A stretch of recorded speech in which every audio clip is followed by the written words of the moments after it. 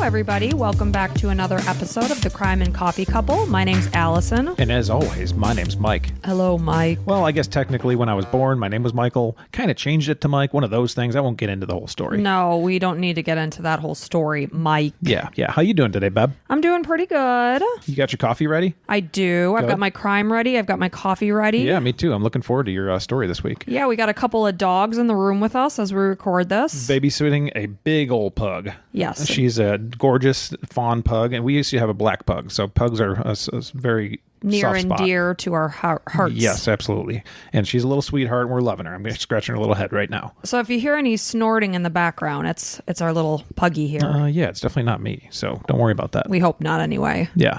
What else is going on with you? I just, I'm very excited to get a delivery of 3 shirts I ordered from some classic t-shirt place. You ever see, I don't know, you probably don't get these ads that I do, but like dad bods, getting a t-shirt that'll like show off the good things and not just my big breasts. No, Mike, I don't get ads for dad bods because I'm not a dad. Right. So I got an ad. I'm like, okay, I'm going to try them. Got like $15 shirts. Nice. I'm a miser. I'm a frugal person.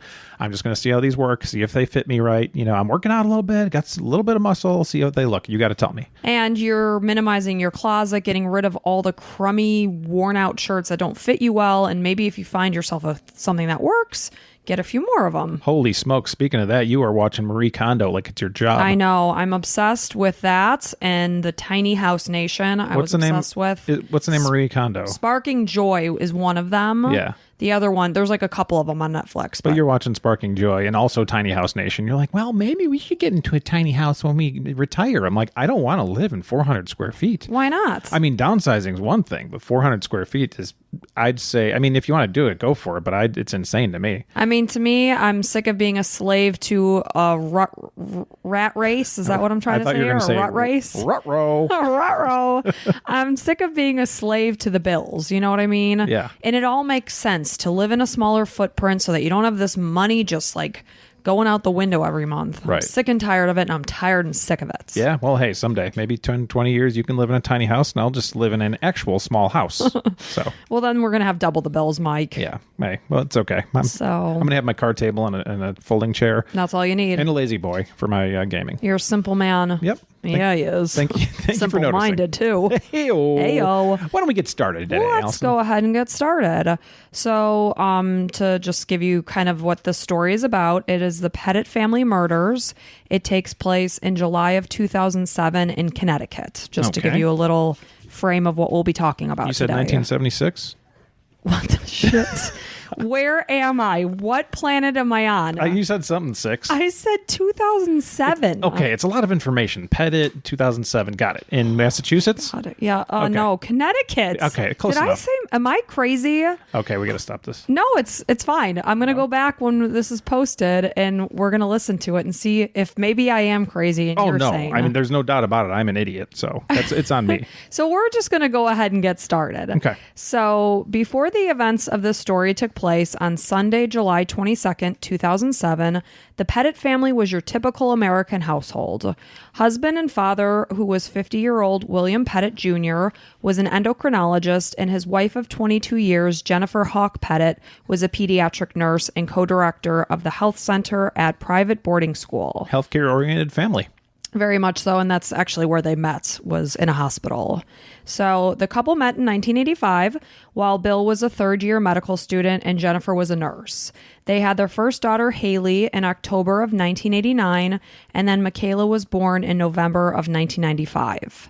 At the time of the story, Haley was 17 and Michaela was 11.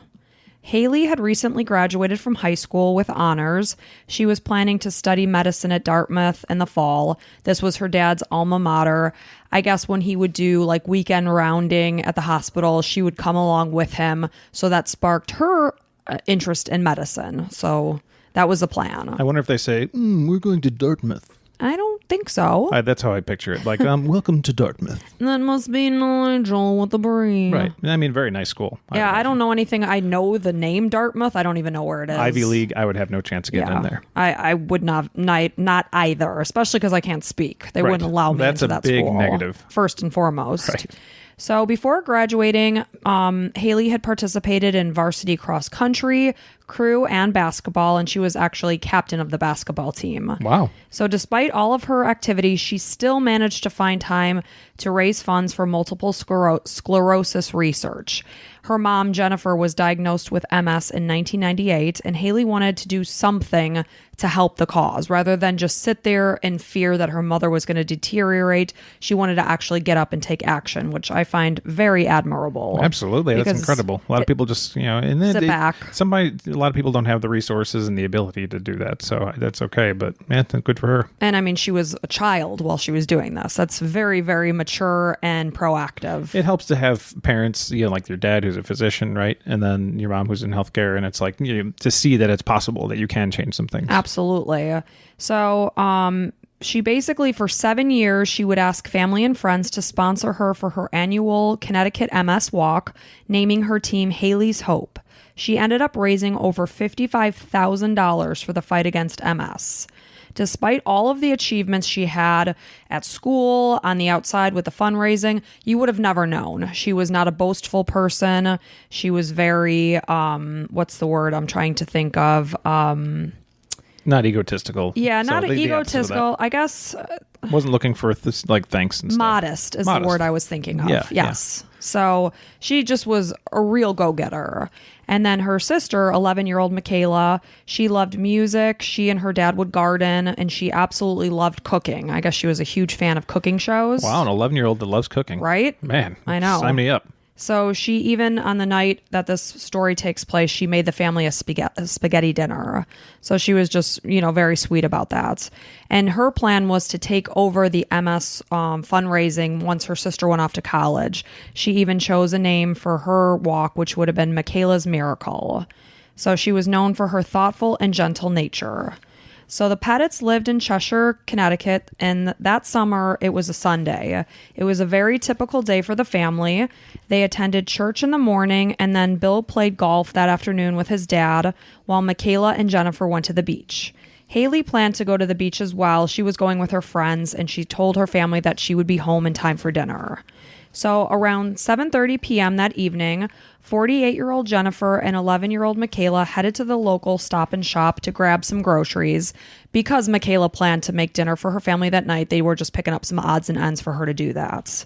But little did they know, as they innocently walked through the grocery store, somebody had eyes on them. And this person was 26-year-old Joshua let me repeat that again. Komisarjevsky is his last name. Komisarjevsky. Yes, Komisarjevsky. And it's a mouthful. I said it 10 million times in my head while I was doing this research.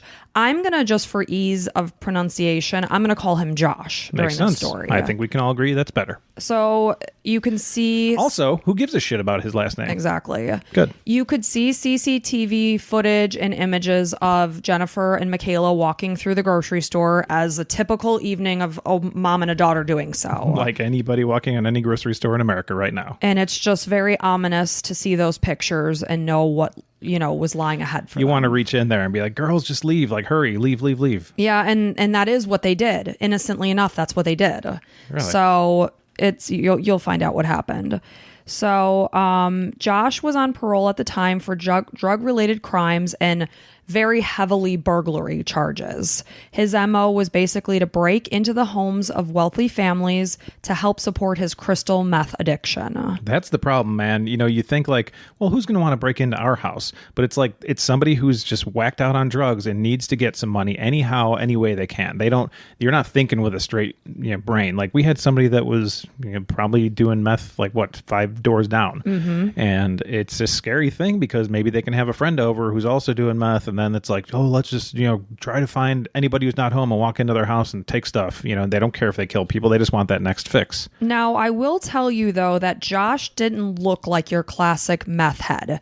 I don't know that he was whacked out or strung out on meth at this time. No, it could be pills, could be meth. It's all the same kind of stuff. It could be, but I don't know that he was actively using at this time. Okay. I don't know that. He had recently been released from prison, actually. So I'll go more into that. But he didn't look like your classic, sores on the face, super aged. Well, probably because he was in prison and didn't have the opportunity to. Exactly. You're probably right there. So basically, in December of 2002, Josh was sentenced to a 9-year prison sentence. but he was paroled in April of 2007, only a couple months before this story actually took place, about 3 months before. He had been arrested for 18 burglaries / home invasions. He was extremely ballsy during these times.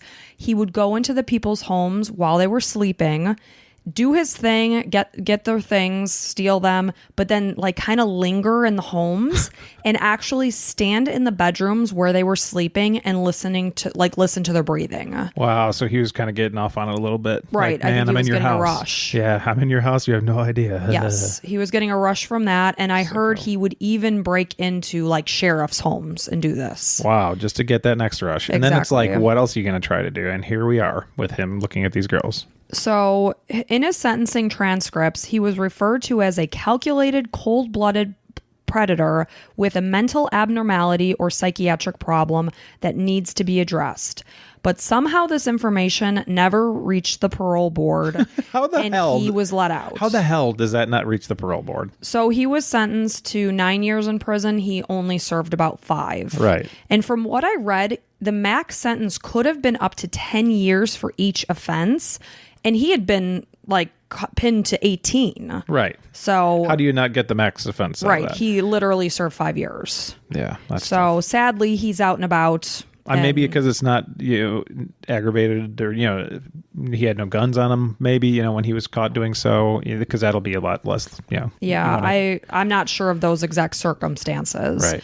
But at the time of this story, Josh lived with his parents and he had full custody of his daughter. There's little information. I don't know how old she was, anything like that. I mean, the only way that could happen is if the mother's like a complete deadbeat or dead. She was a drug addict. Okay. So he had been granted custody of his daughter that spring, so only like maybe a couple months before the story took place, because his ex-girlfriend was in rehab for her drug addiction. So earlier that year, he had been dating an 18-year-old named Caroline. Her dad, adamantly was against this relationship. Keep in mind, he's 26. He's dating an 18-year-old. Ooh, that is a huge loser. We talked about many times that happens. And girls, if you're 18, 17, 16, and a 26, 28-year-old's interested in you, that guy's a huge loser, so you know. He's edging on 30, and he's going to her high school dance. Yes. I mean, that's just pathetic. But her dad was completely against the relationship. Number one, he knew of his criminal background, as any father or mother would be like, no, red flag there. But in addition, she was only 18, but looked a lot younger. He basically thought of Josh as a pedophile and thought that his only interest in his daughter was that she looked even younger than 18. I mean, to me, when I saw pictures of her, she looked like she was maybe 15. She had braces and stuff? No, but she just had a baby face. Okay. So his dad was convinced that it was just like him being a pedophile after his daughter. So not a good situation there. So during his confession, after everything that happened of what goes down in the story, Josh said that night he was waiting at the Stop and Shop for a contractor to make a payment.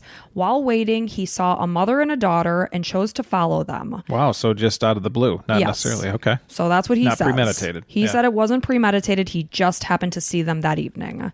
He followed them home. He saw that they lived in a very nice house, drove a very nice car, and thought, it would be nice to be there someday. Yeah, well, to be there to take all their shit. And his girlfriend at the time, this 18-year-old, said they would oftentimes drive around because this area has like gorgeous homes. It's a very wealthy area. And he would often, look at these homes and think, I want to live there someday. I instantly think of the criminals from Home Alone. Yes.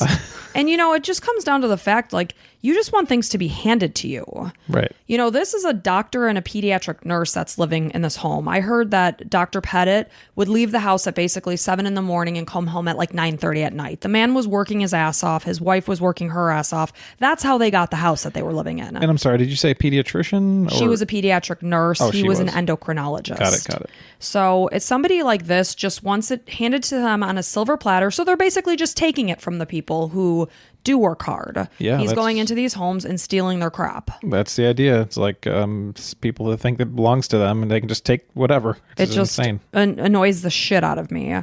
So, but even more sinister, some believe that Josh had an inappropriate interest in children, and many believe that Michaela caught his eye, and that it really didn't have anything to do with the fact that they drove a nice car or lived in a nice home. And Michaela is 11 at this time. Michaela is 11. Jesus Christ. We have a 10-year-old who Right. will be 11 this November, and it sickens me to even think that a 26-year-old would be looking at my daughter. Well, with how some of them dress now, it's like pedophile target, basically. It's disgusting is what it is. Yeah. So some people think it wasn't the money, it was Michaela that got him to come back to their home.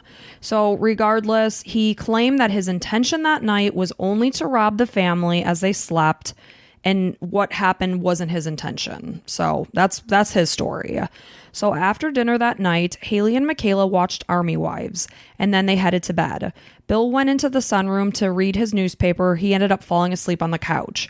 The girls' show ended around 11. They locked up the house. They headed to bed. They left a light on in the kitchen. They didn't like to have their cat in the pitch dark, so they would put a light on in the kitchen every night for the cat, which I thought was adorable.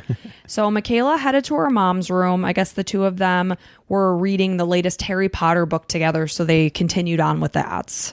So Bill woke up at some point in the nighttime, but he didn't want to wake his wife, especially because she was dealing with MS. He didn't want to disrupt her sleep, so he just stayed sleeping on the couch. So just before 3 a.m. that morning, which now we're moving on to July 23rd, 2007, Josh returned to the Pettit home with an accomplice. He was with 44-year-old Stephen Hayes. The two met in 2006 when they shared a room in a halfway house in Hartford, Connecticut, shortly after they were both released from prison. So Hayes was a recovering crack addict and a seasoned burglar, just as Josh was. Oh, good. I'm glad they found each other. You know, two peas in a pod. Yeah. So at this time, Hayes was living with his mother in Winsted, Connecticut. Not a good situation. His brother was living in the home too. His brothers were interviewed in many of the documentaries I watched and thought that their brother was a complete scumbag. He tried to pull like that he had psychiatric issues, but they're like, no, he's just a horrible person and an absolute manipulator. That's the crutch that he's using to make you think that he's just crazy. Yeah, right. He's not. So Hayes at this point is in a very precarious position because his mother was getting fed up with his shenanigans, and she at the time was basically threatening to kick him out of the house. She was done with it. Well, she's sick of seeing crimes and things happen under her roof, and I'm not going to want to call the cops on you at some point. Get the hell out of my house if that's how you want to live your life. And the two kind of talked about starting a contracting business together. Of course, why work when you can just steal other people's shit like we talked about? So nothing came of that. They did odd contracting jobs, but they didn't have like a steady job with a steady income coming in. So they're just looking to rip other people off at this point. Good person. So the night of the home invasion, the two were texting each other at around 7:45 p.m. Hayes said, "I'm chomping at the bit to get started. Need a margarita soon." After an hour, Josh still hadn't responded, so at 8:45 that night, Hayes wrote, "We still on?" Josh responded, "Yes." Hayes said, "Soon?" Josh said, "I'm putting the kid to bed. Hold your horses." Hayes responded, "Dude, the horses want to get loose. LOL." Hold your horses. What a nerd. I mean, who says hold your horses? I know. So their plan was going into the night, they were going to tie the family up as they ransacked the home. One of the things I said that they were going to tie them up and bring them to sit in the car while this went down. So they specifically wanted to wake them and tie them so they could really get as much as they could out of the house? Apparently so. And from what I've researched and read to this point, that never happened on any of their previous burglaries. Right. That's my next question. Josh is not, he would sit there and watch them sleep. This was very different from what had been done in the past, which again makes me think maybe it had something to do with poor little Michaela. Yeah. That's what I'm thinking. Why did you wake them? So regardless, they plan to, what they're saying is leave them unharmed. So Josh said that the two wore face masks and rubber gloves as they entered the house. They broke in.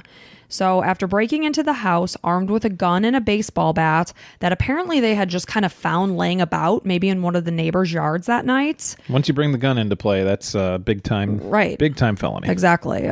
So as they enter the house, they see Bill asleep on the couch in the sunroom. They take the baseball bat and start bashing him in the head. Jesus Christ. 4 to 5 times. And from what I was reading, Bill was taking Coumadin, which is a blood thinner. So he was bleeding far more than you would be bleeding had you not been on this medication. Right. Oh, my God. So Bill began to scream and shriek in pain as he's sleeping and woken up from being bashed in the head. Can you imagine that? That would be incredible. Just, I can't even deal with that. That's insane. And you're so disoriented because you're sleeping. Right. And I'm thinking to myself, if I got bashed in the head while sleeping, I'd be like, is this a dream? Like, it takes me a good, 2 minutes to kind of know what the hell's going on in the morning. So I just like, holy cow. And you're getting, I thank God he had enough nerve to scream and shout. That's terrible. So after that, they bound him with rope and plastic zip ties around his wrists and ankles. And from there, they headed upstairs towards Jennifer, Michaela, and Haley, who were all sleeping.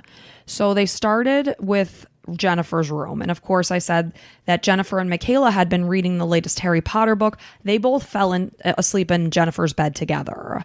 So Hayes placed his hand over Jennifer's mouth and shook her awake.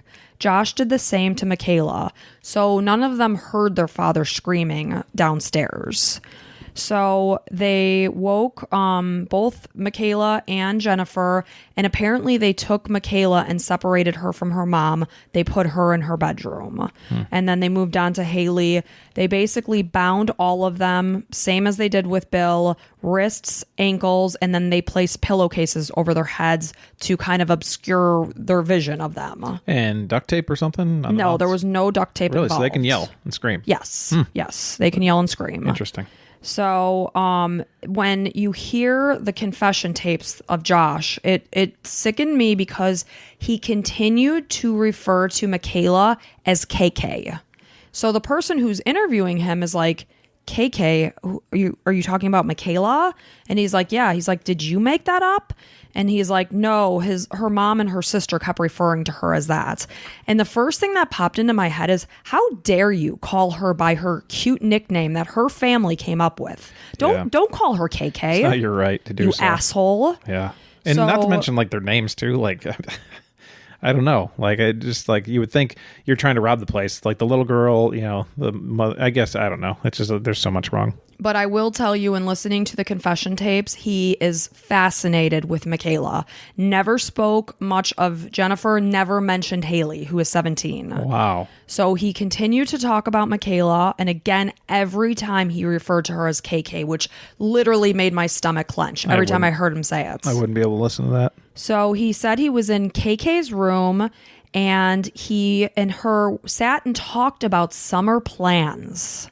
Like, you asshole, you are invading her home. You've taken her out of the bed she fell asleep in with her mom. She's an 11-year-old child. And the way he's telling the story is if they were just chatting. We were friends. We made quick friends together. It's like, just take the shit and get out, man. You already bashed your dad's head in. And they don't know exactly what happened downstairs because they're being woken up out of a sleep. Yeah. So he said that he got Michaela a glass of water and that he continued to tell both Michaela and Haley and Jennifer that he was not there to hurt them and only wanted money. That's what he continued to say.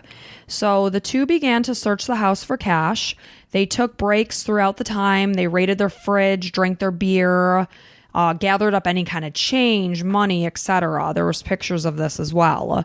In the meantime, they took Bill, who was bound in the sunroom area.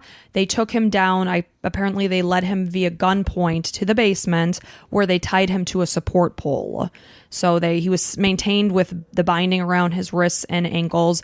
And then Josh went and got him pillows and blankets to make him more comfortable. How kind. Oh, you're so swell. Look at you being so considerate. Any idea how much they gathered? So they're gathering, but really what caught their interest was they saw the bank statement that indicated they had somewhere between $30,000 to $40,000 in an account at Bank of America. So this made the light bulb turn on that we need to wait until the Monday morning, until the bank opens around 9 a.m. Yeah, we've got all these people gagged and bound and may as well just wait and try to get them to ATM or the bank and take out stuff, and then we'll leave them. Right. So in the meantime, they're entering the house around 3 a.m. they don't get to go to the bank until about 9. So now they've got some time to kill. So in the meantime, Steven goes to the garage. Hayes, I call him Steven or Hayes. He goes to their garage. He sees some gas tanks sitting around. He takes these gas tanks and goes to find a gas station to fill them. It's like, what are you intending to do with these gas tanks if you only want the money and you're not going to hurt these people?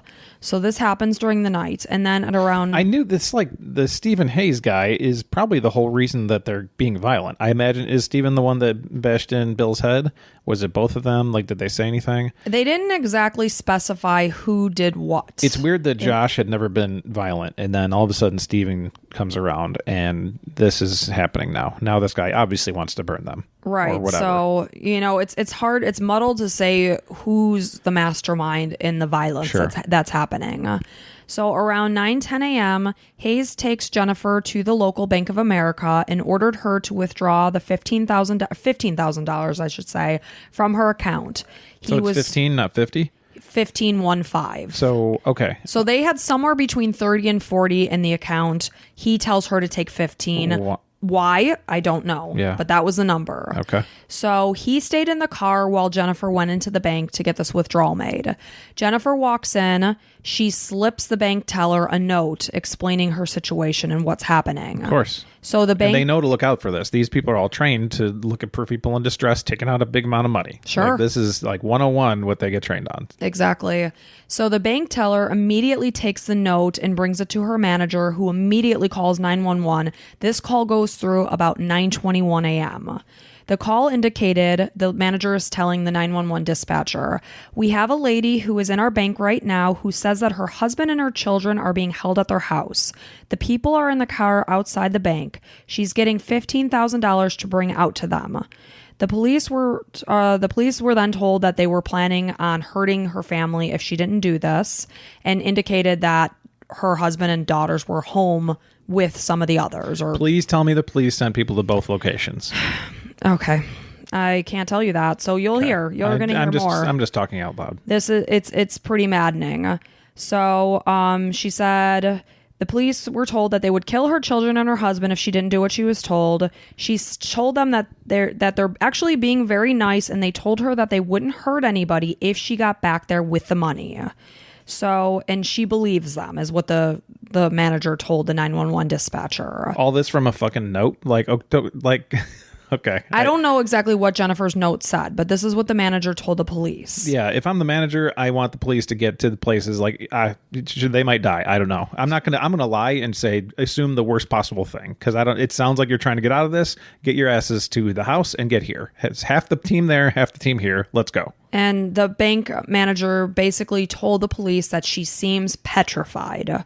So as this call is going down, Jennifer doesn't want to stick around and wait to see what happens, because she's terrified that Steven is going to start to get suspicious and do something terrible. Right. So she needs to get her point across of what's happening and go back to Steven so that he's not wise to the fact that she's actually alerted, sounded the alarm. Well, you got to think that getting $15,000 in cash out would take a little bit.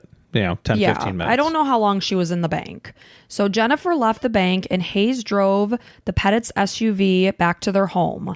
Shortly after the call was made, police were dispatched, and what I heard was that it was very quick.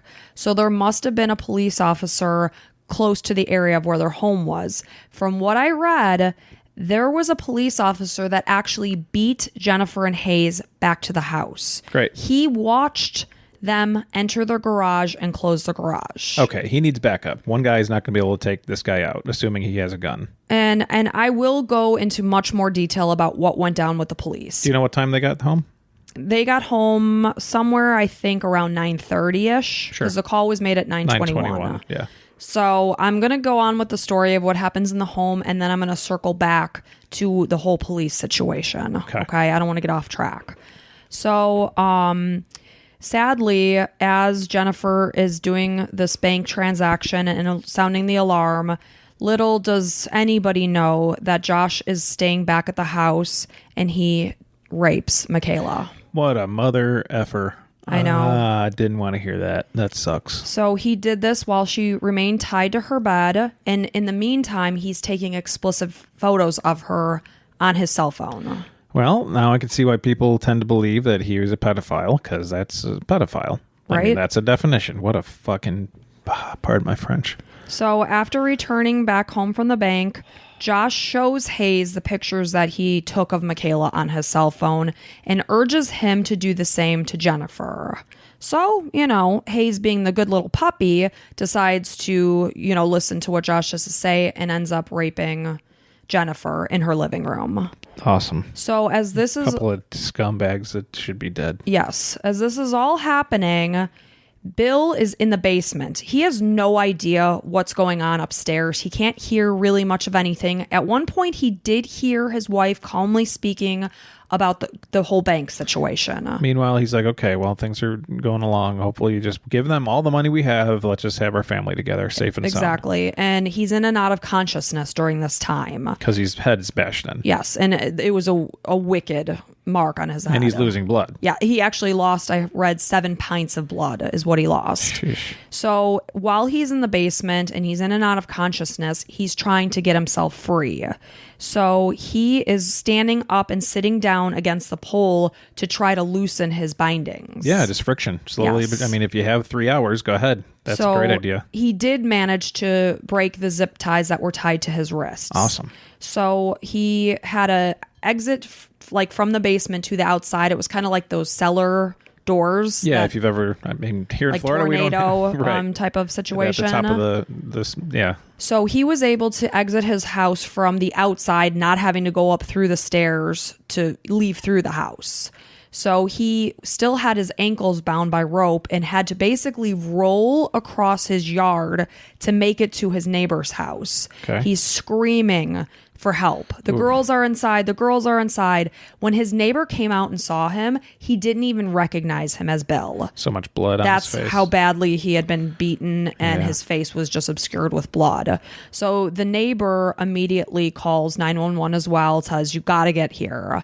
While this is happening, and you know what, I'm not even going to say what I was going to say because I'm going to talk about it later.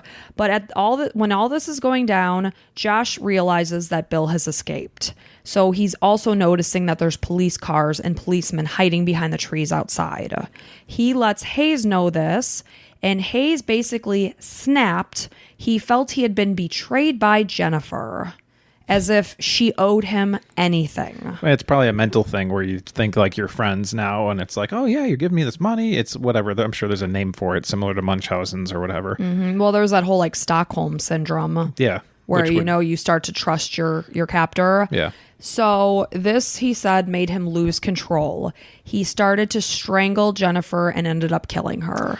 So he knew he was done. He's going to kill her on his way out. That's the problem with waiting, is that they're going to kill them on the inside. Right. They know that they have no way out. Exactly. They're desperate. This is happening. The rape and the murder of Jennifer was somewhere between 9:30 and 9:50 in the morning. I can't help but think back to the bank manager calling the police and at 9:21. And saying that she's confident that she thinks they're not going to hurt anybody. Like, I don't know how that came out. That's really weird. What you need to understand was that did nothing to affect the outcome. Okay. The police were dispatched immediately. Yeah. They beat Jennifer and Hayes to the home. Okay. That didn't slow anything from happening. The bank manager didn't do anything wrong. Okay. She relayed the contents of the note. So, meanwhile, Michaela and Haley are still bound to their beds with pillowcases over their head. Josh at this point said that Hayes takes the gasoline cans throughout the house. He doused the house. He poured the gasoline over Jennifer's dead body, onto Michaela and onto Haley. During Josh's confession, he said that the burning of the house was nothing to do with him. It had everything to do with Hayes. He told them that he questioned him, saying, "You can't seriously be contemplating, burning these 2 girls alive." But regardless, he did nothing to stop him, and it was never determined which of the 2 set the match because each one blamed the other. Sure. So, basically, the house burst into flames. I would have to guess it was Hayes. I mean, if I had to take it, doesn't matter. They're both equally complicit in this whole thing because neither stopped the other one. Exactly. And this all is about 33 minutes after the call was placed to the police, the first call from the bank. So the police are surrounding the whole place. Yes. They kill Jennifer, And now the Jennifer's on fire and the girls are on fire. While this is happening, yes. And they could hear the girls screaming inside the house. The police could. Yes. And the dad, Bill. Bill is at the neighbor's house at this point. Yeah. So a neighbor discovered, like I said, Dr. Pettit at 9:50. So the criminals are fleeing the house. It's blazing at this point. They're leaving in the Pettit's car at 9:56 a.m. Little do they know there's like blockades at the end of the streets that are stopping them from actually doing this. They actually end up crashing into one of the police cruisers. Oh. I saw the damage that was done. Good job by police blocking everything. Yeah, and so at 10:01 a.m. that morning, they were arrested. So let me find myself here. So the home invasion ended up lasting 7 hours. And the timeline of when Josh actually purchased the gasoline, I guess they had some involvement with the gas cans. They mentioned taking some from the Pettit household, but I heard that Josh had also purchased some gas cans. That made people think that this may have been a premeditated crime. Josh claims he just thought of it at the Stop and Shop, but when did he... How do you just think of just getting some gas cans? Exactly. Like, for what, asshole? And then you use them to set this house ablaze. Like, initially I thought, well, getting gas for your car so you don't have to stop, but then it's like, they're going to burn the house. Exactly. Okay. I mean... Okay, nice try, asshole. So Stephen Hayes' trial began on October 18th, 2010. And in December of 2010, Hayes apologized to the Pettit family for the pain he caused, saying, "Death for me will be a welcome relief, and I hope it will bring some peace and comfort to those I have hurt so much." The remaining Pettit. So the girls are all gone. I'll talk more about that, but yes. Okay. None of the females survived. And Bill's the only... Bill is the sole survivor Jesus of this Christ, attack. Man. So during the trial, the prosecution called medical examiner Dr. H. Wayne Carver to the stand. Carver had performed the autopsies on both Haley and Michaela. They determined that they had died from smoke inhalation. So obviously we know they were alive when they were set ablaze. Yep. So it had been discovered that Michaela had been unable to free herself from her bindings to the bed and was found actually in her bed, whereas Haley actually had managed to get herself free. She was able to make it to the top of the staircase, but the smoke inhalation got her. So Jennifer's body was burned beyond recognition. Of course, she had died before. Well, they set the fire on her. Yes. So Carver reported that 75.6% of Michaela's oxygen-carrying capacity of blood was filled with carbon monoxide. He said that even 30% would be lethal. So obviously it was that was her cause of death. Yeah, well, your body shuts down, and then while you're laying there, inhaling more. He said there were no markers to tell if any of the skin burn injuries occurred before or after she died. So Josh's trial began on October 13th, 2011. During his hearing, Josh stood by what he had said during his confession, that he had never planned on killing anyone that night. He added, "I will never find peace within. My life will be a continuation of the hurt I caused. Don't care. The clock is now ticking and I owe debt I cannot ever repay." During Josh's trial, the jury learned that he had been adopted when he was 2 weeks old. It was reported that when he was about 4 to 6 years old, his foster brother, Scott Reitz, who was 11 years older than Josh, forced him to have anal and oral sex with him. Ah, geez. And that's where all this crap stems from. Yeah, he had a lot of trauma in his life that doesn't give him the green light to ever be okay to do something like this. We have rules in society and you can't do that stuff. And it's unfortunate, but, it's, like you said, I mean, he was right. He has a debt that he can never repay. Yeah, and according to the testimony of the sexual trauma that he had gone through, Josh's foster brother admitted his assault, and in 1993, Reitz became a sex offender. So apparently Josh was raised by extremely religious parents, and they refused to seek any kind of counseling or put him on any kind of medication that he may have needed. Well, gotta help him. So he wasn't able to cope with any of the trauma that he was exposed to. Jeez, that's too bad. And then I guess he had also been raped when he was 14 years old by someone that was very close and important to him. Nice job, parents. Way to go. So terrible, background. But again, it doesn't give you any kind of permission to do something this horrific ever. So both were sentenced to death. But on April 25th, 2012, Connecticut abolished the death penalty. So their sentences were changed to life in prison without the possibility of parole. So Josh's defense team then filed a motion for a new trial, arguing that the trial should never have been held in Cheshire. They also argued that he was unfairly portrayed as the mastermind of the crime, saying that Hayes was the one to strangle Jennifer to death as well as douse the home in gasoline. This motion was denied by the judge, who believed both men to be equally complicit in their crimes. Yeah, I mean, maybe Hayes a little bit more, but I mean, you are responsible for people dying, like innocent, sweet people, like go to hell. Absolutely. So in the aftermath, there was obvious upset about the police's response to the murders. After the 911 recordings were reviewed, it revealed that police were skeptical of Jennifer. After Jennifer and Stephen drove off... Police were skeptical of Jennifer? Yes. Well, okay, I'd love to hear why. Police lieutenant... That's why I kept going back to that call. I wasn't necessarily saying that... it was more the police asking, like, is she believing them? Like, does she think that it's actually going to happen? The guy's like, I don't know. It doesn't seem like, or the girl. It doesn't matter. You have to respond appropriately. Treat every situation like it's the worst possible scenario. Yeah. So the police lieutenant, James Frazano, can be heard telling the dispatcher, Donald Miller, apparently she came into the bank. She tried to get some money out. One of the accounts was in her husband's name, and then she says, well, my kids are at home tied up. So we don't know if they really are or if she's just trying to get money at this point. She was calm. She didn't appear upset. She walked into the bank. She got the money. She was by herself. The other person was in the car. Oh, my God. So all you need to know, asshole, is this woman is saying her kids are tied up at home. That's the end of the story. Send some police there. That's what the hell the police are for. Exactly. And when you listen to a lot of the broadcasts, it was like the police were being so commended for the job that they did. Well, yeah. I mean, they did a great job once they were there. Well, yeah, but they were already dead at that point. Well, here's the thing. What were they supposed to do, I guess? So here's more details. So one police officer, like I said, was in the neighborhood when the initial 911 call came in at 9:21. Again, he got to the home before Jennifer and Hayes got back to the house.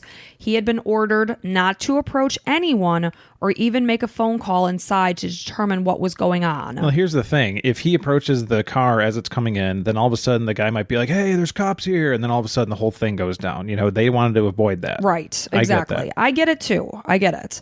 But it's a tough pill to swallow knowing the house was surrounded and all of this happened. They were all alive with the house surrounded and they all died. If you're a good cop and he probably wishes he could go in. He probably wanted everybody to get there. He was ordered to stay outside and do nothing. Right. So with the time that Bill got out of the house and managed to make it to his neighbor's house, he noticed people behind the trees. He had no idea that his wife alerted the authorities and that 911 had been called. He had no idea. So he's laying in his neighbor's driveway. His ankles are still bound and a police officer is holding a rifle at Bill. Well, not he knowing doesn't know who it is. Sure. And didn't want to take off his bindings either. Like, get down. He doesn't know Show me your hands. He's a suspect or a victim. Sure. So police indicated that they were dealing with a hostage situation and couldn't know how many perpetrators were in the home or what kind of weapons they might have. They were told not to approach anyone, like I said, not to enter the property. They were instructed to set up perimeter and observe. This is the very similar to Uvalde, Texas, where all the kids got slain down. The police responsibility is not to protect people that are in danger. It's to just uphold the law. So, in which I didn't learn until this year. And that's a really tough pill to swallow. So, unlike firefighters who are going into burning buildings, police, their duty is not to go in and save you. Their duty is to just get the people breaking the law. Okay. So and I think that needs to change. I mean, it's tough. I would never want to be a police officer. That's a hard as hell job. Not easy. And you don't get paid a lot until you get up to the higher ranks. So, it's a tough pill to swallow, but they, again, constitutionally, they're not to protect and serve us. They're there to serve. They're there to uphold the law. They're not here to protect, even though it says it in a lot of things. You may have seen a lot of people dropping that because they're not really here to protect us, which sucks.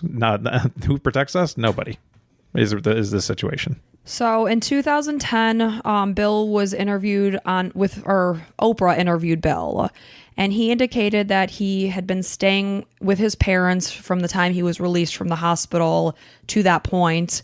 He said without, the love and support from his family, he wouldn't have been able to survive. There's no way. Well, it's the first thing that goes in my head if I'm in that situation. I don't want to be alive because I'm going to be in so much pain. It's not worth it. And he didn't want to. And while Bill was recovering from the hospital, still out of it from the trauma of the attack, he didn't even yet know what had happened, Sure. like what the ending outcome was. Well, his brain is so messed up. So his dad came to see him, and that's when he first realized that his whole family hadn't made it and that he was the sole survivor of the home invasion. And then ultimately you're like telling your brain, just please kill me. Please, please, please, please, please, please. Like, because like every day you wake up, you're thinking of your wife and daughters. Then what happened to them? And you hear all these freaking details. That's even worse. Like, and you were there and like, it's like, oh, I wish I could have gotten out sooner. Of course, he's blaming himself and blaming whatever. It's like, no, it's not your fault that these psychopaths came in and decided to beat you. Like, it's so much mental. I can't even imagine what that dude is going through. I know. So on July 28th, 2007, only 5 days after the murders, Bill had just been released from the hospital and was able to speak at his family's memorial service, which I can't even imagine how hard that would be. But at the same time, you got to do it and you got to come hard and you got to, like, a guy like that, I'm sure, had quite a speech prepared. And he did. And he reminisced about how he and Jennifer had met at Children's Hospital of Pittsburgh. He said that Jennifer was a new nurse, and he's like, yeah, and I had about 30 seconds of experience. I was a third-year resident student, or med student, I should say. He said he was cocky. He tried to correct her on how to take a blood pressure, and it quickly became clear that Jennifer was the expert on the care. And she basically was like the expert of children and actually showed him a thing or two. Yeah. So Bill said his hardest times are at night, when he's falling asleep and when he's just waking up in the morning. He said he didn't sleep more than for a couple hours a night for about 2 to 3 months after the attack, just replaying everything over and over about what happened, all the what ifs of the situation. What if he was able to get free sooner? What if Jennifer had stayed longer at the bank? Just on and on repeat. Well, you talk about how you can't fall asleep because you have things going on in your head about normal daily life. That's hard enough. Imagine your whole family is dead and you were there and all these details, every single little detail because of freaking news and everything. Of what happened when. Yeah, and I guess a podcast like ours. Right. So since the murders of his entire family, Bill stopped practicing medicine and put his attention to managing the Petit Family Foundation to honor his wife and daughters. And then there's also another member, a resident, I should say, from Cheshire, who created Cheshire Lights of Hope. And each year the town streets are absolutely lined with luminaries. And their goal is to bring locals together and for people to get to know one another in the community. In August of 2012, Bill married Christina Plouffe, they met while she was volunteering for the foundation, the Petit Family Foundation. Oh, that's nice. And the two have a son together.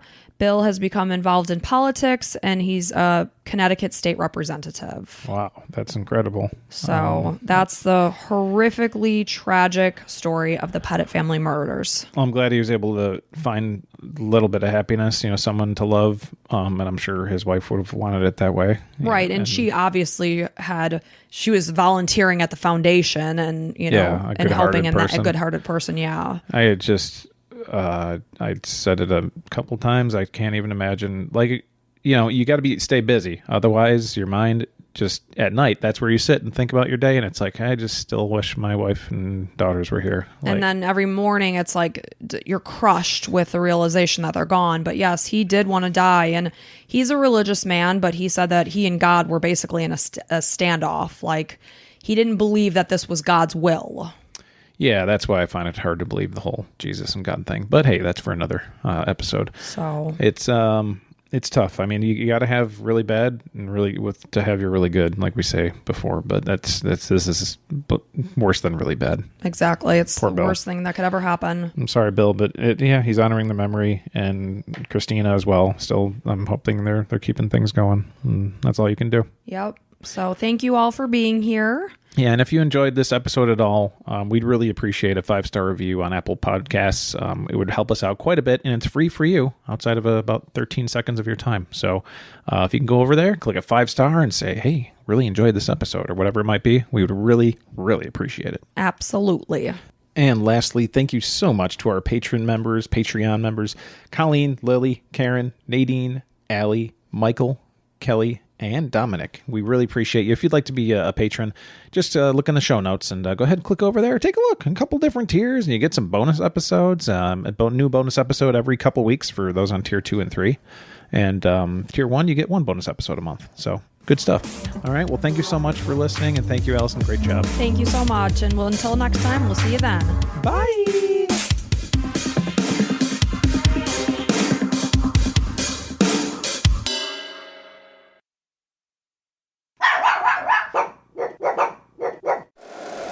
If you like the show, please take a moment to rate, review, and subscribe. It really does help the show to grow.